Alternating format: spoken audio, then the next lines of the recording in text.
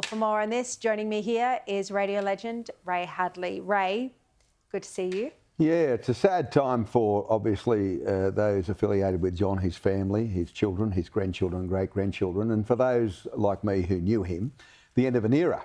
And that call that you played then was typical Lawsy. He used to have in the studio a button where he could talk and the listener wouldn't hear what he was saying. And when he was saying, "What have I done to deserve this?" and all that, and that lady would not have known he was saying that. He was a master. He used to, of course, panel for himself, which radio presenters don't do anymore. I did, because I was his understudy for 10 years. And I taught myself to panel so that you're in complete control of what's happening. You're taking the calls, you're playing the music. I had a shared love of country music, so when I started doing my own program, I, of course, concentrated on country music, as he did. But he invented talkback radio in the form that he did it.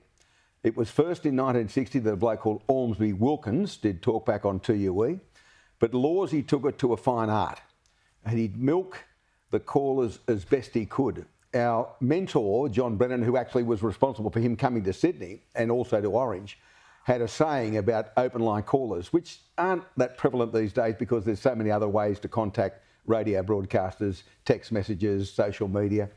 Brennan used to say, "Lawsy boy, greet 'em, gut 'em and goodbye 'em." And that was the nature of the program. Milk them for all they're worth. Yeah. But then he always was an entertainer. He never ever said he was a journalist, he was an entertainer. But he was the first broadcaster to put the acid on politicians, to question them vigorously. And if he didn't like the answers, he'd go after them, both state and federal.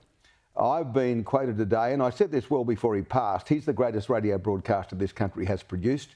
I had the pleasure of working with him, Bob Rogers and Gary O'Callaghan, three of the greats, the legends. There was a bloke called Jack Davey before my time in the 40s and 50s who apparently was sensational, and I've heard him from time to time on replay. But Lawsy made radio his own domain. And as his understudy from 92 to 2000... So you would have learned a lot from him in that period. Yeah, everything. I mean, look, he used to take pot shots at me when he went to 2SM. I beat him in the ratings in 2004. He never won another survey. And he wasn't happy about... He taught you too well. He wasn't happy about the young bloke taking the mantle off him, which is understandable. As an age I am now, I'm not too happy about other people taking a mantle I once held, but it doesn't matter. But he'd say to me, quite seriously, "You copy everything I do. You copy everything." I said, "Well, John, when I'm in the presence of someone who has perfected their craft like you have, I'd be a dope if I didn't steal some of the stuff that I watched you do, including paneling, including an outro, including stings, including music beds, you know, including the famous button where you could override a caller and talk, they couldn't hear you." And he was just phenomenal. Brennan used to always say that he had a voice that would curl a frangipani, whatever that means, but he had a magnificent voice. And all in all, I'd say that when we met socially, he was always pleasant, always kind and generous to me. Not so in the battles that we fought in newspapers and things like that, where he wasn't as complimentary. But it was part of the game. I mean, he toughened me up. He toughened me up so that I became impervious to that sort of criticism from him and others. Bloke. Well, yeah, but it's a tough school. Yeah, it is. And, you know, it's not a school for the faint-hearted. Talkback radio, or talk radio as it's now known, it's a place where you've got to be fiercely competitive, as he was, as I was. And it's a sad time for all of us who were with him during that period of success that he had over 7 decades. Richard, of course, also passed away in the weekend. Spoke about him a bit earlier. I saw the tribute, yeah. Look, most of the tributes have been glowing. The Fin Review's editorial was pretty brutal. You know, he look great. He'll be remembered for his Labor history, but also he became in more recent years a really great political analyst and commentator. Well, look, politically we're poles apart, Graham and I, but I always found him fantastic company. I wasn't in the group that went to lunch with him because I don't do lunches really, but he's a really good bloke. You know, and when I encountered him, he was a listener to me sometimes, and I think he vehemently disagreed with some of the things I said, particularly about his beloved Labor Party. But he was, for all intents and purposes, a good man. And when you weigh up what someone achieves through their life, his life, how much good, how much not so good, And I think in his case, the good always outweighed the not so good. That's a good, nice thing to say. I think as all of the viewers of this show would know, he was quite a centrist Labor politician. So he wasn't of the radical left. In fact, he hated the left of the Labor Party. Oh, no. He was very, very centrist, quite sensible on a lot of issues, despite him constantly telling us what a good bloke Albo was and how everyone on the street loves Albo. I never believed him. Yeah. That's not the reaction I get. I think he also detested the left from the Liberal Party just as much. Yeah. And they're a growing concern, the Liberal Labor lights in the Liberal Party. And I think that he wanted a competition. He wanted a balance of views. And in his own Labor Party, there was those from the left, those from the right, those in the middle, and those who were stark raving mad. And he liked to think the opposing Liberals, Nationals would offer some sort of opposition. But when they all meld together, the electorate becomes confused, very confused. No, exactly. Now, just tonight, before we went on air, Albanese has given a speech where he's launched an extraordinary spray about Whitlam's dismissal. Of course, the anniversary of that, 50 years, is tomorrow. Have a look at what Albo had to say. Make no mistake, November the 11th, 1975 was not a constitutional crisis. It was a partisan political ambush.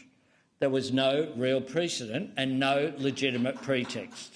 The dismissal was a calculated plot, hatched by conservative forces which sacrificed conventions and institutions in the pursuit of power. And the result of the election that followed does not wash away any of that. So Ray, Albanese is saying the dismissal wasn't justified, just a conservative plot. Never mind the landslide 55-seat win a month later by Fraser. I wonder how he dismisses. Look, I wouldn't expect anything else from him. You know, like he loves golf. He was 12 at the time. I don't know what sort of understanding he had in year 6 or 7 of what was going on, but obviously he was a political student way back then, angling for a position in the Labor Party, and he eventually got the highest position as Prime Minister. But that election, and look, Gough Whitlam did some good things. He did some absolutely incredibly bad things. But that election, the coalition emerged with 91 seats to 36, I think, Labor. Now, the electorate at the time, I don't know whether Albo thinks they were stupid, dumb or ill-informed, but they certainly took heed of what the government was doing and they sent them packing.